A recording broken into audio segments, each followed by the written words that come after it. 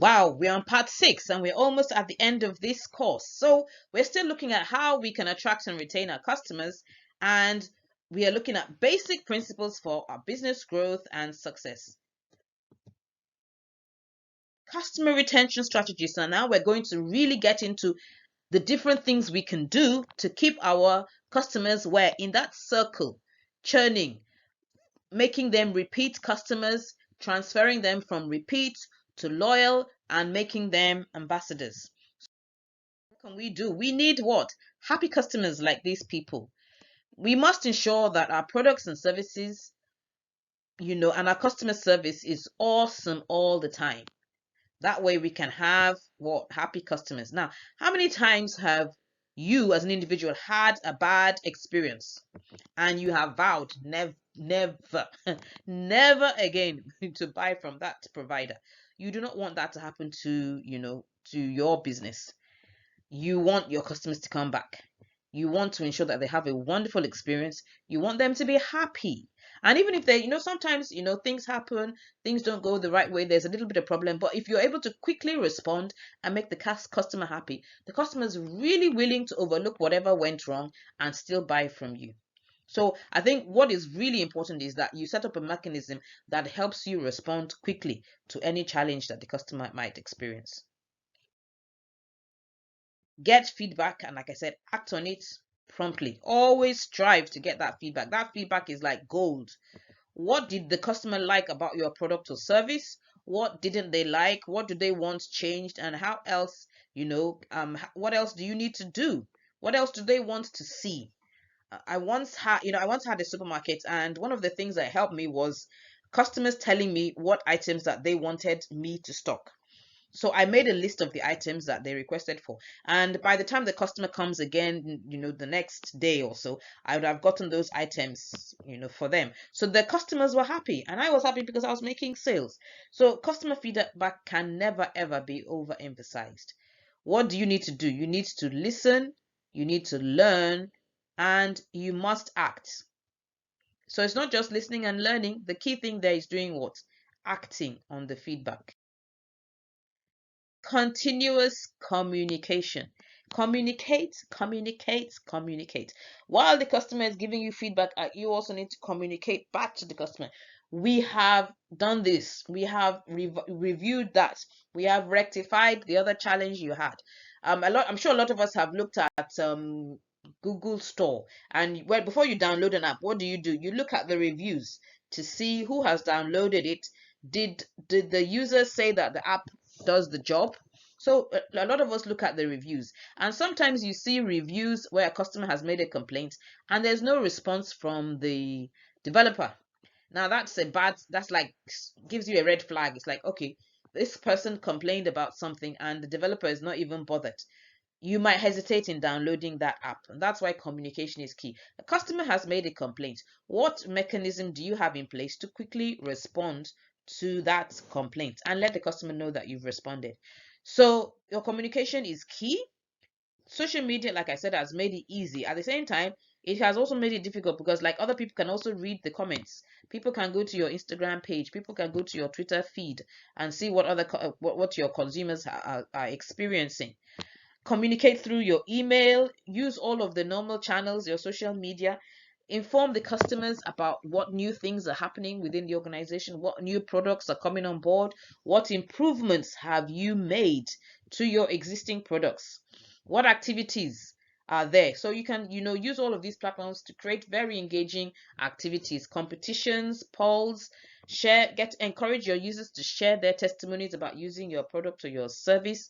That adds further credibility to what you're doing, and keep your customers engaged with your brand. Now all of this is a whole lot of activity, so you need to be structured about it. You need to have like a whole social media marketing plan, which is a discussion for another day, but you need to be structured about it. Take action on your feedback, and more importantly, let your consumers or your customers know that you've taken action on the feedback given to them. Let them know that you are responsive. So let's look at develop some loyalty plans. What kind of loyalty plans can we create that will encourage our customers? A loyalty plan is a strategy that encourages the customers to continue to buy from you. Like I mentioned earlier, we've all participated in one kind of loyalty plan or the other. If you're here in the UK, there almost every retailer has a loyalty card. So you've got Co-op card, you've got Sainsbury's, you've got M&S, you've got Asda, you've got Lidl, you've got. I mean, everybody has a card. Sometimes I like, can't all of them just come together and have so that we can have one card? So you buy from this shop. What are all of them trying to do? They're trying to make sure that all of them are trying to make you buy from only one person, them. And so they've got all these plans. So it makes sense. If I have maybe Tesco cards and I channel all my purchases towards Tesco, if I accumulate enough money, I get some kind of discount or some benefits from spending XYZ amount of money in. So I might just say, instead of me going to Co-op and buying a few things in Co-op and buying a few things in Asda and buying a few things in Sainsbury's, why don't I just buy everything in one place, aggregate all my spending, and then get some discounts from my purchases. So it makes sense, and that's what loyalty cards are all about. They are trying to encourage you to do all your buying from one point. So some of the plans, as you will agree with me, are very, very good. They actually make a lot of sense, and you can actually save some good money. But some are quite annoying. So if you remember the slide, I said, what should your strategy look like? It should be valuable, it should be personal, it should have an impact, and it should be simple. It should be easily understood. There are some loyalty plans I've come across, and I'm still, trying to crack my brain. Okay, how does this loyalty plan work? What are the benefits? What are we supposed to do? How do we get the benefit? It's so complicated. Don't design a loyalty plan that is complicated, and don't design a plan that more or less shortchanges your customer. I think it was a shop. I think it's a pharmacy, and they gave me this card and said they'll have a loyalty plan. Oh, how nice. So they said each time I come, I should use my card, and so that my points can accumulate. Very nice. So I think for a period of about a year plus, each time I go there, I would dutifully bring out this card and let them add my points. So I think one day I asked them, I said, hang on a minute, I've been accumulating points like forever. At what point in time do I actually get to use all of these points and maybe reduce the cost of what I'm buying? And the lady said, oh, we've the plan is only for a year. And I said, I don't understand how that works. Okay, if it's for a year, it means that every 12 months you should aggregate my points and give me a discount. That makes sense. She said, no, the year is from January to December. So that if I didn't redeem my points in December, I forfeited them or something funny like that. And I was so furious. I said, are you telling me that I finished gathering points and spending so much money, and you're telling me that, oh, I forfeited my points because I didn't redeem them in December? Did you communicate that to me? Did you send me an email? Did you send me I mean, you have all my details. Did you send me a WhatsApp message or any kind of message? Did you post it on your social media channels? You didn't do any of that. So, I felt I just said this is not a very creative loyalty plan. And guess what? I'm off to another shop because you obviously haven't got your acts together. So you do not want to create that kind of loyalty plan. You want your loyalty plan to actually benefit your customer. So remember, yeah, I'm also talking about the frequent flyer miles. Remember the example I gave. After gathering so many frequent flyer miles, at the end of the day, I mean, the redemption process was so clumsy. I still had to pay so much. I think I paid so much money. In fact, there's little or no difference between the normal cost of the flight, even after redeeming the so-called miles, and that was after accumulating thousands and thousands of miles. Doesn't really make sense at all. So your loyalty plan should benefit your customer. It should benefit your customer. So you need to calm down and think through very well. You do not want to have a loyalty plan that will, be expensive for you or bring you into a loss. You still want to make your gain, but at the same time, you do want to reward your customers. So you need to sit down carefully and think. And sometimes you can just keep it simple. Don't make it so complicated. You can say you get 5% off your third purchase or something. Just make it simple. Don't overcomplicate things. Or you could tell the customer, when you accumulate X amount, if you buy items above £100, you get a 10%, a £10 coupon. That's just very simple, straightforward. The customer understands exactly what what you're saying. Customer knows that if I buy up to £100, I get that. It's as simple as that. So keep your loyalty plan simple, but make it effective. That's the whole point, is for you to encourage your customer to buy from you again and again and again and again. Emotional marketing. Create emotional attachment to your brand. So we're talking about what strategies do we deploy to retain our customers. You need to get that emotional connection. Now, remember what I talked about, customers that have a connection to your brand, who are brand loyal. This creating an emotional attachment will go a long way for those kind of consumers. Emotional marketing refers to advertising efforts that primarily use emotion to make the audience notice, remember, or buy your products. And it typically taps into the singular emotion like happiness, sadness, anger, fear. Why? To help the customer. It does it to create a response from the customer. So if the customer is happy, the customer will buy. Or the customer feels connected to the brand, the customer will buy, or stay with you, or support you, or feel some kind of connection. So remember the quote that I gave at the beginning of this presentation. I said people might forget what you said, they might forget what you did, but they will never forget how you made them feel. So you, as a brand, if you make the customer feel happy, the customer will remember that and find it, create an emotional attachment to your brand and buy your products. That's the whole conversation around this. So what can you do? You can use color, you can tell stories, you can motivate, you can inspire, you can create a community, and all of that. And that's why if you get to Instagram now, some of our micro entrepreneurs, you see them sharing their stories, their personal stories. You see them revealing the face behind the brand. It's not just about the products they sell. So they share posts of the family, they share posts of their children, they share posts of just having a baby. Why? They are trying to create an emotional attachment to their customers. The more emotion that they create, the more the customers will support them. The more the customers will engage on their brand, on their brand handles, and the more the customers will buy. So use emotion, attach emotion. What other things can you do? You can use color, happy colors, to create that emotion. Connect with your customers. Why? You want them to remember you, and you want them to purchase from you again and again and again. Another type of loyalty plan is subscription plan. So you can offer a subscription. So does your product or service, can you offer a subscription on that? A subscription plan is a great way to ensure that constant cash flow comes to you over a period of time while the user enjoys the service. The challenge, however, is that the user must see the benefits for continually paying for the service. So how many of us have signed up for a subscription plan, especially where those ones that tell you get 1 month free, and then they take your card details?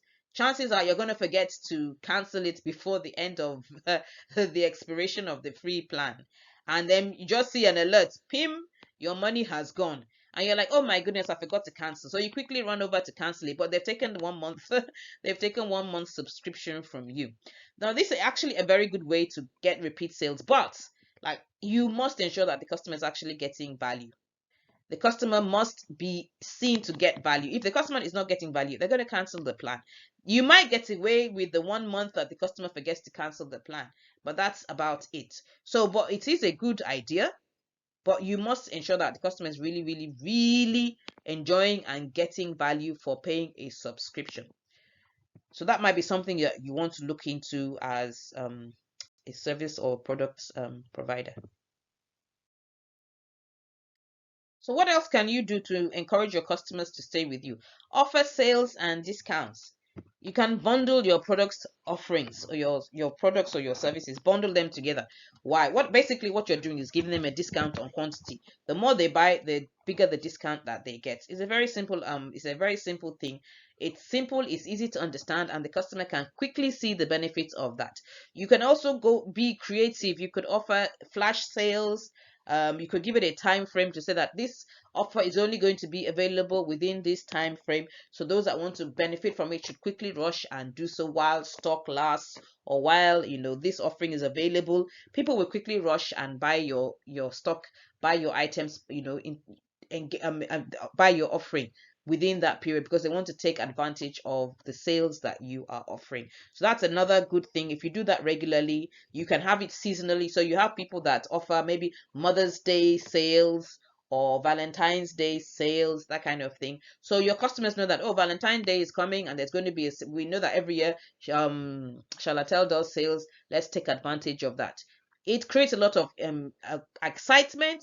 It creates anticipation, and your customers would love to engage in those kind of things. Again, you have linked it to emotion, so customers are excited.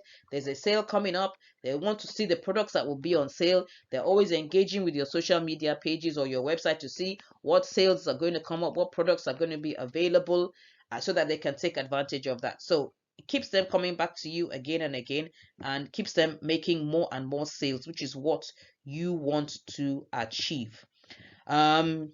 We've also seen that customers also bought when we purchase things online. So if you go to platforms like Amazon, when you buy a product, they tell you that customers also bought these items along with it. What are they trying to do? They're trying to encourage you to also buy some additional items with what you have. So you put all of those things in play. Put them on your website or wherever you're displaying your products. Put your complementary products together. Um, Amazon offers monthly purchases at a discount. So you can also do the same. Are you selling consumables or perishable items? People that will consume the item, why not try to get them into a retainership and tell them, okay, since this product, I'm selling hair cream, for example, it's going to finish. Why not buy every month and have a recurring order? That's a good way to lock your customers in. If you're selling a service, you could lock them into a retainership. So if you're selling a service, I am doing consultancy services for you. I'm helping you reconcile your bank statements, for example. I can lock you into a retainer. I can tell you that instead of me doing it one off, why don't I do it for you every month for the next 1 year? And you pay me X amount every month when I come in and do your bank reconciliation. Outsource it to me. And that's a way I can ensure that I have constant income for the next 12 months. So lock your consumers or your customers into a retainership deal. That's a wonderful way of ensuring that you have repeat purchases from your customer. So you just need to be creative. Sit down and think about what best works for your product or your service, what works best for your value offering, and what adds the most value to your customer. Remember, it's about the customer, and it must be done from the customer's point of view. The customer must see that they're gaining value, or else they're just going to be like, oh, this is a waste of time, and they're going to walk away. You do not want them to walk away. You want them to stay with you. So sit down, get your team together, brainstorm over it, and come up with different strategies that you can use to keep your customers. Activity time. So what are we going to do here? What feedback mechanism do you have in place for your offering, for what you sell? Do you have a good feedback mechanism? If you don't have one yet, design one. Like I said, keep it simple. Make sure you respond promptly to queries and complaints. These days with technology, we can do so much. If you have a very large organization, you can actually outsource it. There are people that handle help desks. They can be somewhere in India, and they can effectively handle your help desk. But if you're still a small company, that's fantastic. It's something as simple as a WhatsApp number can just solve your problem. If you don't have to handle a large volume of queries, if your products and services are good, you shouldn't really have much problems or queries or complaints. So a WhatsApp number, people can just quickly send a WhatsApp to you and say, oh, I have a challenge here. And WhatsApp is so good. Business WhatsApp, you can put in an auto response and say, I'll get back to you. How long does it take you to get back to your customers? You can say, I'll get back to you within before the close of business, or within 24 hours on a working day. So if you send in a message today, at least before this time tomorrow, we will respond. So it could be your WhatsApp, it could be your email address, you could receive DMs on your social media handles, whatever platform you choose. Just make sure that there's a way your customers can reach you and you can quickly respond. So like for me as an individual, I do not respond well to Facebook. It's so I try to direct people to every other place except Facebook. Maybe my email, yes, I will see it. My business WhatsApp, I will see it.